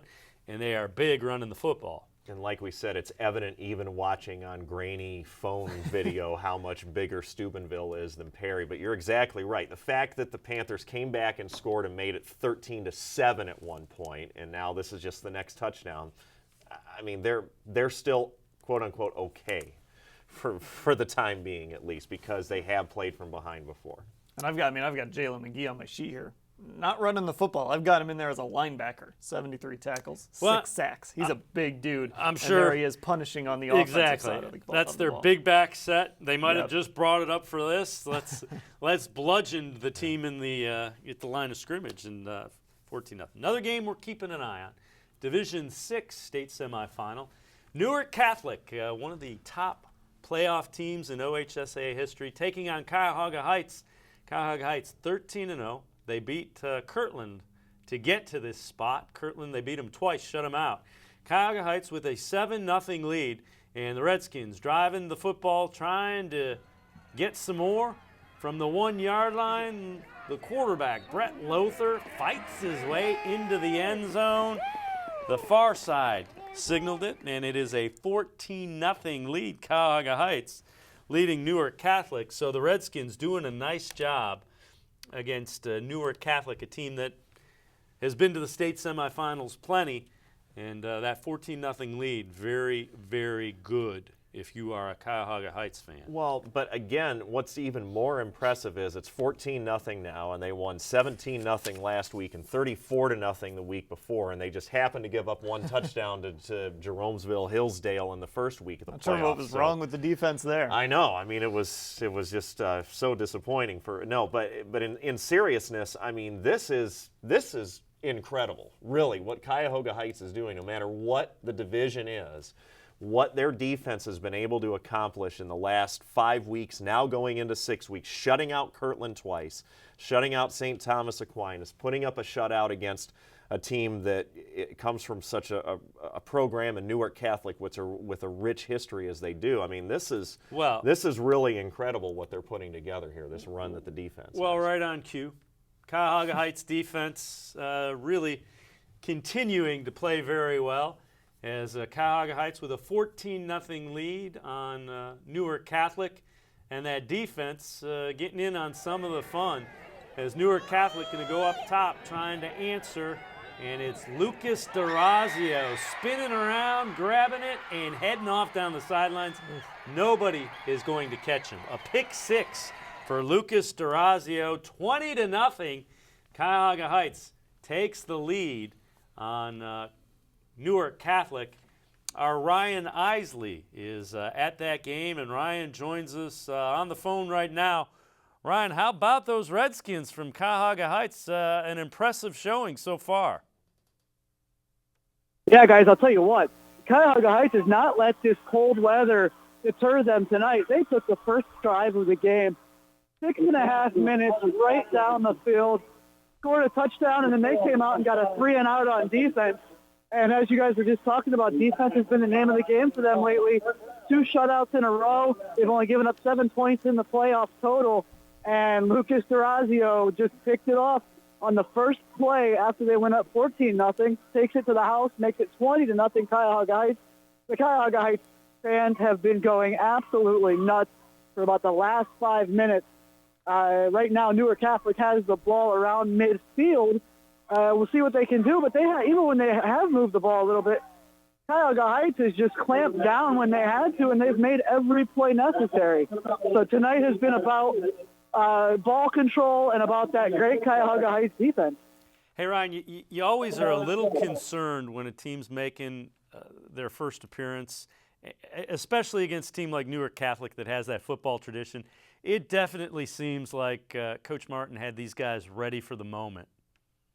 Yeah, these guys were not intimidated at all. And I'll be honest with you, it kind of reminds me last year, week 1, when I had Cleveland Heights and St. Edward, and Cleveland Heights went in as the 16th seed in Division I and gave St. Edward everything they could handle. They weren't intimidated by the name on the front of the jerseys on the other side of the field, and that's the same thing going on here with Cuyahoga Heights. They are not intimidated tonight by Newark Catholic, and they have been the aggressor from the first kick. All right, Ryan Isley, we appreciate the update. We'll let you get back to that game. Again, Cuyahoga Heights looking very good. Still second quarter, so still plenty of time. But if you're a Cuyahoga Heights fan, if you're Coach Martin, you have to be really happy with the way your team has responded. And you love getting the defensive touchdown. I mean, that's a backbreaker. It's one thing to have a couple scores against you. Okay, they got into the end zone a couple times, and then you turn around and a pick six. I mean, those are the sorts of plays that take a 2-score game. Maybe we've still got a chance to. Now it's panic time. And if you're Cuyahoga Heights, that's so much momentum and you know they're not going to let up either. And think about it. You're now up 20 with what we've just said about the way that defense is playing. Now they can have some fun. Yeah. Now the defensive side of the ball is really going to have some fun. And we talked a lot in that Division I game about Olentangy Liberty trying to shorten the game and running the ball, a possession game, that sort of thing. But 6.5-minute possession for Cuyahoga Heights. Here's a live look in. St. Xavier taking on Pickerington Central. And Quinn Early running the football and getting down a little bit closer to that goal line as St. Xavier trying to add to that 7-0 lead. Quinn Early, a 6 foot, 190-pound senior, the featured back for the Bombers from St. Xavier. And they're trying to go up 14-0. And if you get up 14-0 St. Xavier, that defense is going to start having a little bit of fun on the other side of the football. Second and goal, Clifford keeps it, knocked down, a nice job diving at his ankles and bringing him down short of the goal line is making the tackle for Pickerington Central was Morgan Ellison. There you see number 3 kind of diving in there and then getting into the end zone. Clifford gets in that time on 3rd and goal. 13-0. St. Xavier leading. And that's going to make it a pretty steep hill for Pickerington Central to climb. And you see just a nice job of shutting him down. And he felt the pressure and found the soft spot. The initial drive at the quarterback keeper didn't get them in, but that second wave does, and that point after now tacked on, and it is a 14-0 lead for St. Xavier actually midway through the second quarter. I think what's interesting there is we saw the running attack of St. X, more so than a lot of the highlights we've seen the last few weeks have been passing. They get a touchdown throwing the ball. I understand they had been playing from behind, but showing that here, hey, we can just punch the ball right up the middle and put it in. 3 downs, we'll get our couple of yards that we needed and get in the end zone. We want to talk about balance for St. Xavier. 65 rushing yards, 65 passing yards after that run into the end zone. And it's really been a frustrating go for the Tigers, just 50 total yards to 130 for St. X. So it's been all Bombers here early on. Let's look in at the Hudson and Massillon Perry game. You see scoreless inside of 2 minutes and a half.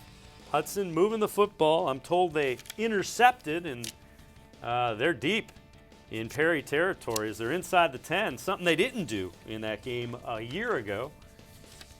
So the Explorers, little delay inside the 5 and moving the legs. A nice run is, I believe that was Kevin Callahan. Always got to wait, he's so small. Yeah, it is Kevin Callahan. Gets up and flexes too. I love it. Smallest guy on the field after that run. He's Fantastic. their main running back, and you saw he can run between the tackles. Callahan listed at 5'9", 170. That's generous. He gets the pitch. He is quick. Callahan can't get into the end zone. Tried to cut it back, and he's inside the 1. And you see, if you're Hudson, you love this because you still have plenty of time to get in. Now 2nd and goals. They got the first down on the last play. Just keep lining it up. See, they still have 2 timeouts remaining. Yeah, not in any hurry. This is just setting up perfectly for them. And they do finally take a timeout. There might be a little less than 31 seconds too, because won't be a ton though. But look at that line up front, trying to cut back. And look at him just accepting that contact. He's not shying away from it. He just puts the shoulders down and goes right into it. I love it. See the guard out there blocking for Hudson. Oh, and if I'm Hudson, this is 2nd down coming up. 2nd and so goal. 3 more shots from there, essentially. I understand you only have 1 timeout left, but I don't even know. I mean, I'm not even thinking about a field goal at this point. I mean, Oh, no. Would you, if you got a 4th and goal at the 1 for Hudson, do you try and punch it in here? What I might do is I might take let's see who they have at quarterback. I might fake a handoff, roll out, and give them the option to keep it or throw it. Yeah. Let's see, and then that stops the clock once, and you can run again and use your other timeout. Sure, I think it's 3 shots at the end zone. You put a lot of pressure on the defense, and it's William Wallace at quarterback, number 10. That's their running quarterback. So you've got Wallace, and you've got Kevin Callahan in there. They load up the fullback. They bring Jared Cole in as a fullback. Perry calls the timeout. Perry wasn't expecting William Wallace, I think, to come out there. And that's a kid that plays defensive back, so he's their running quarterback, probably the quick guy. And I don't want to say that Jackson Parker and Colt Pillay, the other guys, are not athletic, but William Wallace is more of a speed, quickness kind of guy. And there's a look at Keith Wakefield, the longtime head coach for Perry. Programming note, you can see the Hoban and DeSales game. That's Division III. Who's calling that? That will be me. All right.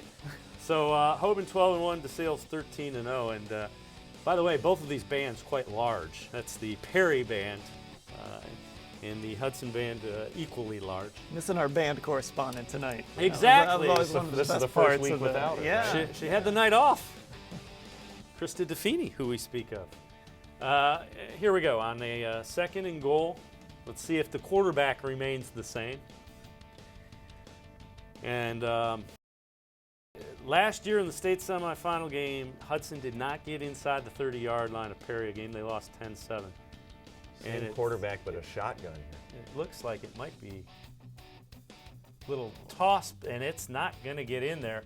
Worvey can't get in as William Wallace little shovel pass. And the Explorers do have another timeout. Feels like one of those kind of getting too cute moments right there. 3rd and goal. Well, they're not using the timeout, though. Well, they haven't yet. Well, they're going to waste it down if they don't get something Nice going. tackle by Tevion Cleveland, number 7. Got at Worthy's legs in the backfield. There was a little bit of a seam there, but Cleveland made sure that Worthy could not get into the end zone. Danny said a little too cute, as opposed to just run it. Yeah, Just say, hey, we're going to run it, stop us, line up, put it right in there. Well, now you almost have to throw the football with 12 seconds left, no timeouts. Unless you're planning to kick, right? It's still third. Yeah, it's still 3rd down. You'd like to punch it. I think you'd like to go for it on 4th down. I think anytime you're inside where the extra point is, unless you're talking about a situation late in the game to win it or go up 2 scores, something like that, I always like to go for it in that situation. So it'll be interesting to see what Hudson does here. Just score on 3rd down and you don't have to even make that decision. Sure. Want to remind you, if you have Time Warner Cable Sports Channel, this game is on channel 23 in Northeast Ohio. You can see it in its entirety. It will also be tape delay across the state at various times, but it is on live on channel 23 if you want to see this game. Here we go. Like they went back to Parker. That looks like it might be. Maybe. Colt Fillet. It's Colt Fillet. Oh, yeah. This is the guy that they like to throw the backside of the play and lofts it into the end zone, incomplete, well covered, brings up a 4th down, and now do you kick the field goal? That's a good defensive play. That was well covered. Pelé did the right thing. That was not there. You got to throw it away. But I think you're going based on that play call. Got away with a hold maybe too there. That's why they passed, so that the clock would stop and they'd have another shot at it. I think they go for it. Yeah, I think you've got to be aggressive here again. Well, they're going to kick it. It's shorter than an extra point, but they're going to take it. You put points on the board whenever you can. And it's good. So Hudson with a 3-0 lead. Keep in mind, last year in this game, it was a 10-7 final. So I completely get why you go for the 3 points. And clearly, sure. And they missed 3 field goals last year with their he was a preseason All-State kicker, right. Grant Gagne. Injured, broke his leg a couple weeks ago. So I get why you put the points on the board. It's also the deepest penetration that you have had against this team in now 6 quarters in state semifinal action. Yeah, I mean, I think the real question is, why did you line up in the shotgun and throw a shovel pass? In the situation earlier, line up and try and run the ball in. However you do that best. That was a little confusing. As opposed to spreading everything out and then trying right. Yeah. The challenge is they don't have a really big back that they run. I mean, Kevin Callahan, they say he's 170. He's probably closer to 155, 160. Dawson Worthy, he's probably 170. But you don't have that 190-pound back that you can just say, okay. And you clearly were Perry stunting and doing some things up front that were causing some issues. So 3-0 sounds a lot better than nothing at halftime. That's true. You get the lead going into the locker room. But I think, to Dan's point, the mental image of everybody's in the box. I mean, even if you ran that passing play and everybody spread out, you started with everybody between the tackles, and that's tough. That's a tough way to score from that spot on the field. I'll take it one step further. The mental image from Perry is they were, first and goal from the 5, the 4, and we kept them out. We kept them on the score. That's a win momentum-wise for the defense, but scoreboard still says 3-0 Hudson. And it's looked like whenever we've seen Hudson with the ball, I mean, they're moving the ball pretty readily. And we know they had 2 turnovers in the first quarter, and then even to set up that first and goal, what was that, an 8 or 9 yard play? It wasn't as if they were just grinding it out to get that far. I mean, Hudson's moving the ball along, and when it came down to it at the goal line, Perry was able to stop him. Well, we're approaching halftime at most of the games. We're there for the Hudson game. We're going to step aside and take a quick timeout. It's the state semifinals this weekend. We'll have more action on the Friday Night Huddle after this quick timeout. athletes need proper sleep for optimum performance, so do fans. To be your best, you need your rest on a properly fitted mattress from Mattress Warehouse. A good night's sleep on the right mattress prepares you for whatever the day throws at you. Visit Mattress Warehouse for a custom sleep assessment, and we'll help you find the right mattress for a great night's sleep and a productive day. Sleep like a champion, play like a champion with the perfect mattress from Mattress Warehouse. The best thing Tri-C did for me was give me opportunities. The workforce program prepared me for the career I have now. I got a job in the aerospace industry where I work on CNC machines. I have 3 younger brothers. I want to teach my brothers, hard work actually pays off. Come to Tri-C. It's a great stepping stone to wherever you're trying to get to in life. My name is Chris Grooms, and I got my start at Tri-C. Saturdays, after the big game, Time Warner Cable Sports Channel is Ohio's destination for all things college football. Join Les Levine and Anthony Lima as they break down all the day's action. Listen in live on Coach Urban Meyer's news conference and take your calls on the road ahead for the Scarlet and Gray. More sports and Les Levine postgame. Saturdays after the game on Time Warner Cable Sports Channel. I'm Stipe Miocic, world heavyweight champion for Nature Stone, and Cleveland's first hometown champ. Fighting can be brutal, so can mold, mildew, or flooding on your basement carpet or tile. Get Nature Stone and never replace your basement flooring again. Hurry, act now. Get Nature Stone and save up to 50%. That's up to 50% off authentic Nature Stone flooring. Nature Stone, like me, simply the best.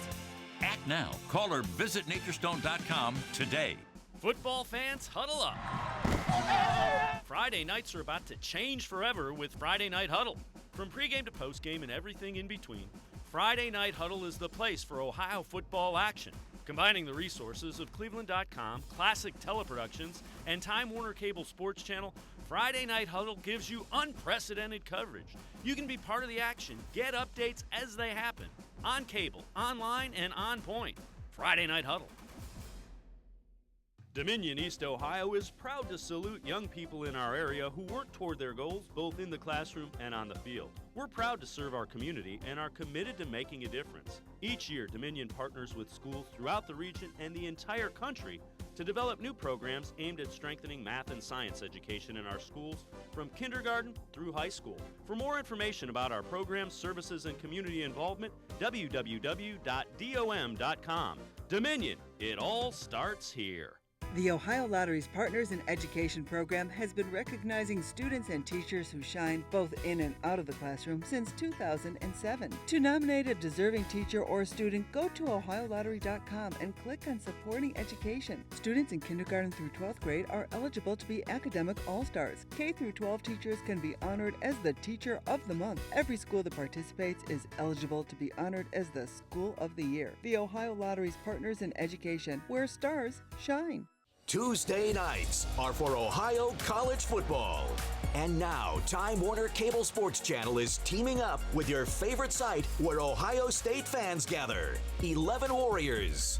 Join Marissa Contapelli and the pros who know the team best as they preview the week ahead. 11 Warriors Report, Tuesday nights at 7, only on Time Warner Cable Sports Channel.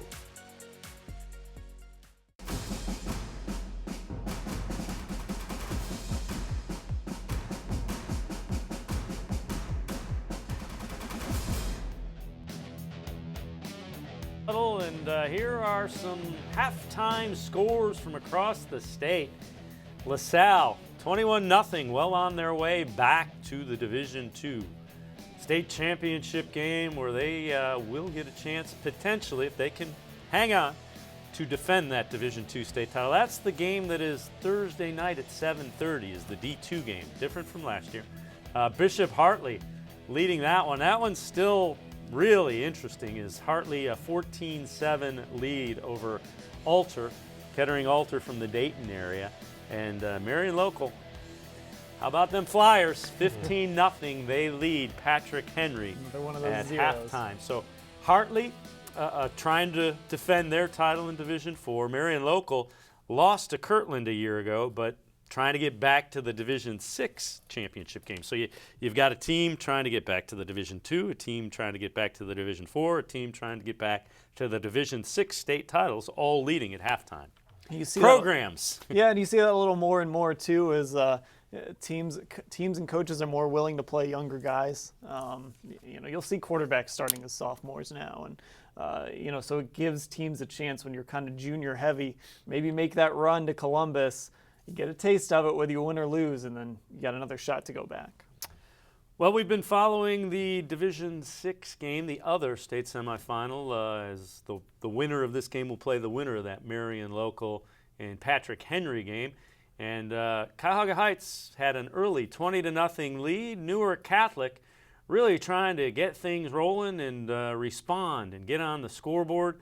And Newark Catholic driving the football, and Hunter Chapman gets the handoff and gets in from 2 yards out. Nice little ball fake. He gets in, and it is now a 20-7 Cuyahoga Heights lead. That game late in the second quarter, about a minute before halftime. First points in 3 weeks given up by Cuyahoga Heights. One of the things when we were talking about this game before, the first Cuyahoga Heights possession, 6.5 minutes leading to a touchdown. And we started to mention this, but talk about shortening the game. I mean, that's what Cuyahoga Heights does so well. They use their offense to grind everything out. And, I mean, opening possession of the game, you're not going to get the ball until there's 4 minutes and change left. And we're going to have a 7-0 lead. I can't blame them for giving up that touchdown, though, because I'm watching that highlight, and I see the guy fall into the end zone, and I'm like, he didn't get it. What is this about? And then I see, oh, okay, it's the other guy with the ball. Got it. Good ball fake. Dan Labbe bought it. Well, another game that we're keeping an eye on is the Division IV game between Steubenville and the Perry Pirates. Perry from out Lake County way. Steubenville, a 21-13 lead as Perry kind of climbed back in it. But Big Red's offense moving the football and driving the football again. And this time it's Jalen McGee getting the corner, and Jalen McGee getting into the end zone. That pushes that Big Red lead back to 15 at 28-13. But again, Perry keeps cutting it to one score. What Perry needs is keep fighting, and then at some point your defense has to come up with a stop, a turnover, a fill in the blank, and then your offense has to continue. Well, and is it adjustments by Matt Rosati at halftime? Because they are staying in the game. You're trading touchdowns right now. Even if you fell behind 13-0, you need to look at it and say, all right, since then, we've held serve. So what can we do at halftime to change things up a little bit? Now, is it letting a star defensive player score multiple touchdowns? Because you mentioned Jalen McGee, and both Dan and I had him as a defensive standout. A guy with 6 sacks and things like that, and they're using his size to put it in the end zone. I mean, that's another wrinkle that Steubenville has thrown out there. And that's a problem. If Steubenville can just kind of keep coming at you with this running attack and big guys just kind of breaking tackles like we saw on that, it's going to be a lot harder to force those turnovers, to maybe figure out a way to get a defensive touchdown, something Perry has been very good at all season long. But if Steubenville can just turn and hand the ball off to big dudes all night, it's going to be tough to get those points back. Well, and that's the dilemma. At some point in time, you do stunts, you do anything you can. The thing that the move may be, and they have the big target in the tight end. All right, we're going to cheat another guy in the box. I mean, those are the type of thing. There's no reason to leave any wrinkle, in the closet if you're Perry's defense. You bring out everything, and you might make up a couple things at halftime. Whatever you came up with in that Thanksgiving practice that you promised the parents and the players before the playoffs started, whatever you came up with on Thursday, pull it out and see what you can do. Let's head to the phones. Joe McGill joins us. He is covering the Hudson-Massillon-Perry game. Joe, we saw the field goal at the end of the first half. Tell me a little bit about what's gone on with the flow of this game. Well, actually, it's been a whole lot of nothing, to be honest with you. Hudson has 88 yards of offense, and Perry has 51. So it's been a lot of punts. There have been 7 punts. lot of back and forth, a lot of 3 and out. Hudson actually has 2 interceptions. Evan Westerbeck has 2 interceptions, which led to the 1 field goal. But neither team has been able to do much offensively. So Hudson really hasn't had much of an issue shutting down that wing T running game of Perry then. No, they really haven't. I got the stat sheet in front of me. Perry has 43 yards on 17 carries. So they really haven't broken anything out at all. What about turnovers? Has Hudson turned the ball over at all? Hudson also has had 2 interceptions. It clearly looks like part of their game plan is they want to go long with passes, and they've had guys open. One time, a ball was dropped in the end zone. Their top receiver, Greg Maley, had the defense beat, and it was right in his hands, and he just dropped it, which happens every once in a while. Another time they had a guy wide open, and he was overthrown. So I think they saw a weakness with the pass defense of Perry. They just haven't been able to take advantage of it. But Hudson has thrown 2 interceptions. They just haven't led to anything for Perry. So by and large, the story has been defense, and it sounds like Hudson's has actually been really good. Yes, absolutely. They've sacked the quarterback a couple times. Like I said, Perry has 51 yards of offense, 43 on the ground. So Hudson's defense has been playing very well. Joe, since Hudson has moved the ball a little bit more, 30 yards more, I mean, when they have moved it, what has worked against the Perry defense?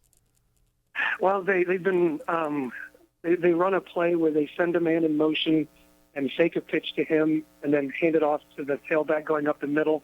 And that seems to have confused Perry, and they've broken off a couple of decent 10 to 12 yard runs on that.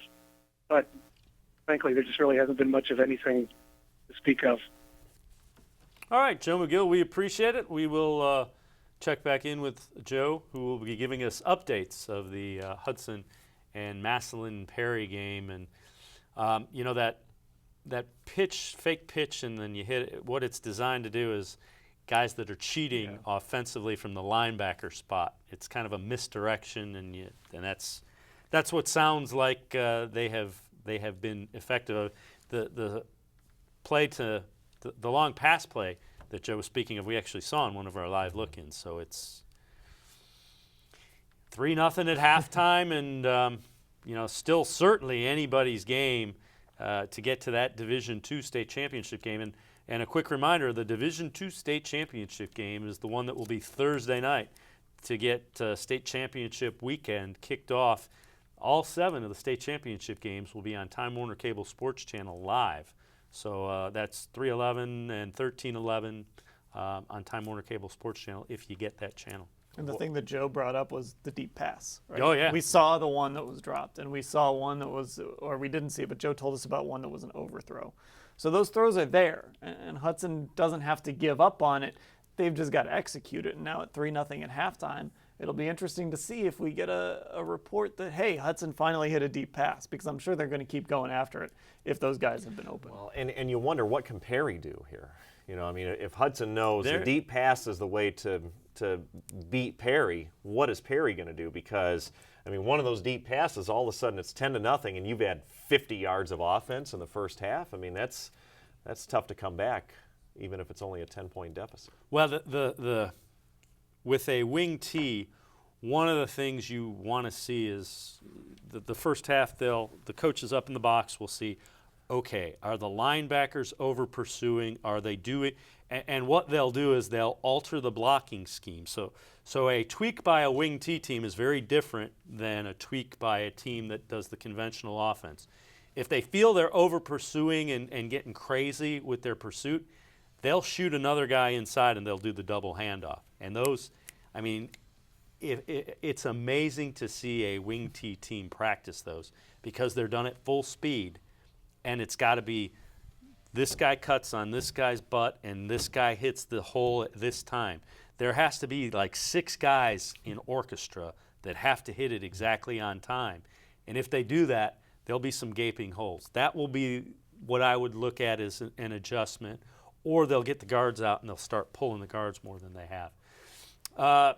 Have 3 more divisions that will be playing tomorrow, Division III, the biggest of them. And we've kind of touched on this. Hoban, the defending Division III champs, taking on DeSales. Now, DeSales is a team that's unbeaten, 13-0. That is going to be a really good football game. Trotwood Madison and Toledo Central Catholic in the other half of the bracket to play the winner of that. Those are pretty much the 4 teams that I think most people thought Division III would be there. We've touched on it a little bit. You know, the guy that really has been outstanding for Hoban, not only this year, but for 4 years, Todd Sibley. Started as a freshman and is moving his way up in the OHSAA career rushing mark. Todd Sibley, a Division I recruit, and he's a guy that really hopes to help Hoban get back to that Division III state championship game.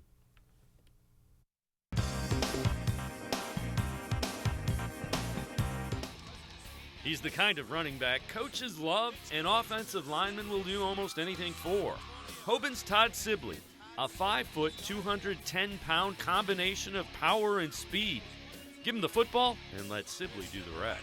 I got to take over the game, especially when it's cold like this. You know, defenses and typically like to tackle in the cold. So, you know, you really have to turn up in the playoff games. And I know that I carry a lot of the load on the offense. So I take a huge responsibility on coming out here and giving everything I got. And Sibley has a lot to give. He's been the starting running back for the Knights since the second game of his freshman year, and he helped lead them to their first state title ever a year ago with a rugged, physical running style. I have to give all the credit to our strength trainers. Going back in the summer, you know, we had some pretty extreme leg workouts, and you know, that's just determination, and that's hard work in the off season paying off. So it's great. The ability to keep going to keep doing things like that is one of the things I pride myself on. With his combination of physical running and speed in the open field, Sibley has a unique appreciation for the 5 guys in front of him, the Hoban offensive line. I personally believe they're the best offensive line in the state. They come out every week, and they block their tails off for me and Danny. And you know, we're nothing without our offensive line. So we go as they go. So you know, they're hardworking guys, and they love blocking for us, and we love being behind them. So it's just team. We're a family, and now we take care of each other.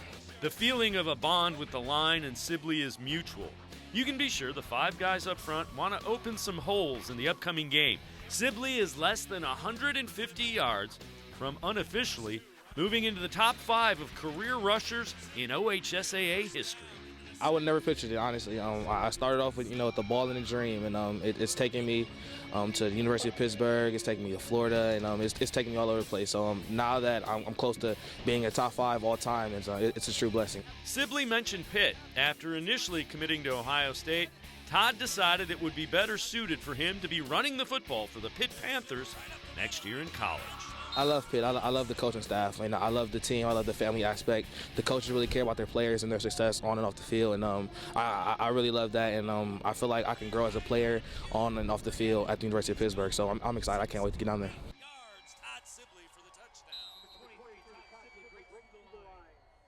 Would love to tell you I already saw this game. Before I decided to go back to Tri-C to become a nurse, I was a stay-at-home mom. Absolutely wanted to be a pediatric nurse. I love taking care of kids. If you're thinking about changing your career or changing your path, go to Cuyahoga Community College. I feel like I'm in a great place in my life. I have 3 great kids. I have a great job that I love. I could not have done it without Tri-C. My name's Diana Geary. I earned my nursing degree from Cuyahoga Community College. Just as athletes need proper sleep for optimum performance, so do fans. To be your best, you need your rest on a properly fitted mattress from Mattress Warehouse. A good night's sleep on the right mattress prepares you for whatever the day throws at you. Visit Mattress Warehouse for a custom sleep assessment, and we'll help you find the right mattress for a great night's sleep and a productive day. Sleep like a champion, play like a champion with the perfect mattress from Mattress Warehouse. Wednesday nights, more sports and Les Levine is live at 6. Then at 7, Access Crew SC. And at 7:30, High School Blitz Preview. It all starts Wednesday night at 6. Follow us on social media at TWC Sports OH. Across town and across the region, this is where fans belong. Time Warner Cable, Sports Channel. The Emmy Award-winning High School Sports Insider features Ohio's best high school sports stories.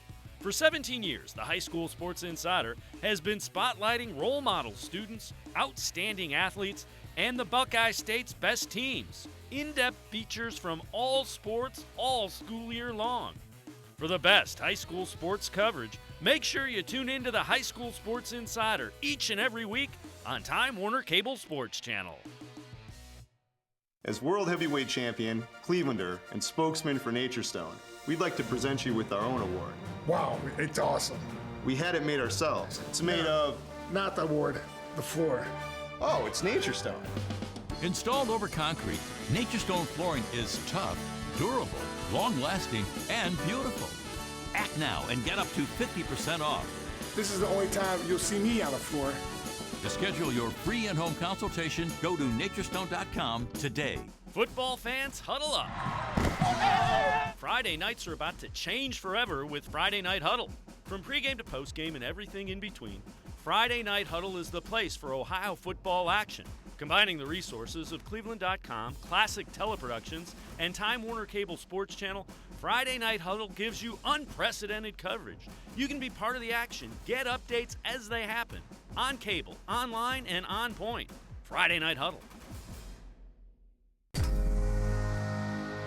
There is a place where dreams arise, stars are born, and greatness is made. What you live for lives here. Time Warner Cable, Sports Channel.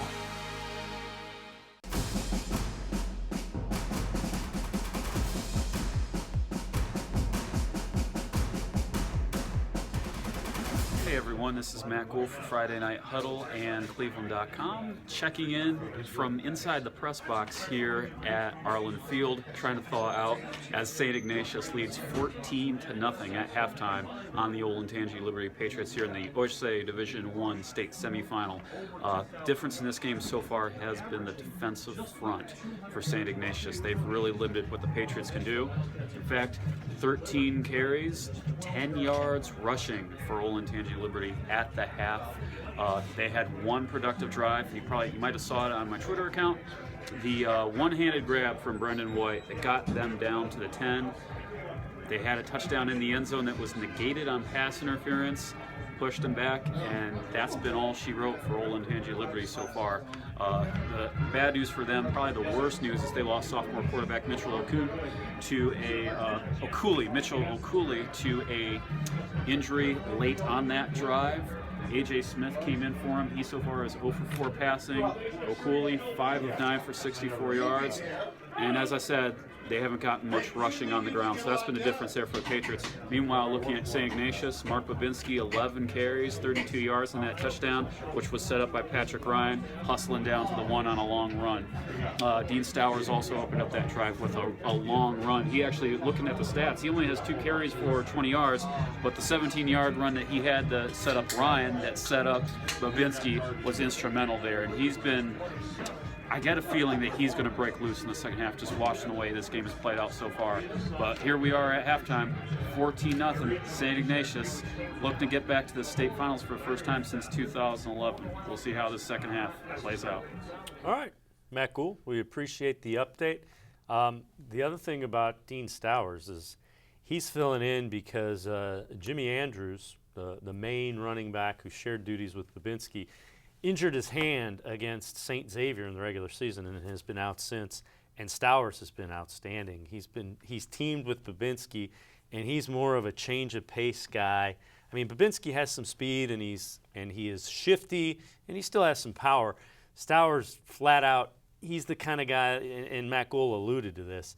When he touches the ball, you're kind of going, oh, he's really a half step away from breaking a big one. And you feel that every time you see him touch the ball. just adds another element to St. Ignatius's offense. And you like to have that second back too. No matter who it is, Yeah. you like to, when you have a guy like Bobinski that you know can carry the load. 12 carries in the first half. You love to have a second guy that you can bring in and spell him a little bit. And that means, look, a fresh Mark Bobinski in the second half of a football game when you've got a lead, that's a scary thought behind that line. And it sounds like hats off to Liberty for keeping it 14-0 because scoreless first quarter, 4 minutes into the second, it's 14-0, and then you get to halftime and you have the same score. But it does come down to how much longer can they hold back St. Ignatius. Well, and you know, the sophomore quarterback being injured factors into it, because you can be sure A.J. Smith didn't get a lot of reps. You know, he's the backup quarterback who's, you know, the question becomes, do they try to do something with Brendan White? But that's a tough way to go. I mean, and Matt alluded to the way the defensive front of St. Ignatius is playing. If Brendan White's back there, you're going to become more run-oriented. Do you really want to tell somebody who's already winning the battle up front, don't worry as much about the pass. We're going to line up and run. Tough way to go. And he also mentioned the one-handed catch by Brendan White, which tells you, hey, this guy can do so many, we've talked about it, he can do so many other things for you, and he's so important at other positions. If you can maybe just trust A.J. Smith to be able to get him the football, maybe get some other guys the football. And if you can rely on Brendan White in different ways, that's an important step for them moving forward into the second half. Let's head to the phones and check in with Tim Bielik. He has the Division IV state semifinal game, Steubenville and Perry. Tim, what's going on out there at Spartan Stadium? Well, we just hit the half. Steubenville leads 31-13, and the big news right now, Steubenville's been just so strong on both sides of the ball up front. Their offensive line has really made way for a running game. They've outgained Perry by more than 100 yards on the ground. And they've hit just a lot of big plays. They've really just pretty much controlled the game since the start. And Perry's offense got some stops, but hasn't really been able to consistently get anything going to slow down Steubenville and try and cut more into this deficit. Tim, is it just a matter of the Steubenville offense kind of being bigger physically, doing the things they need to do up front to kind of dictate the tempo of this one? Yeah, I mean, the start of the game, I think Steubenville ran, I believe, the first 6 plays, and the first pass they threw was a touchdown pass to Charles Reeves, the Pittsburgh commit. I think the first 6 or 7 plays were all runs, including about a 60-plus yard run by Jacob Bernard. But really, Steubenville's offensive line has been very good, and their defensive line has also caused Perry some problems, although Colton Brewster's had a pretty solid game throwing the football, about 170 yards passing.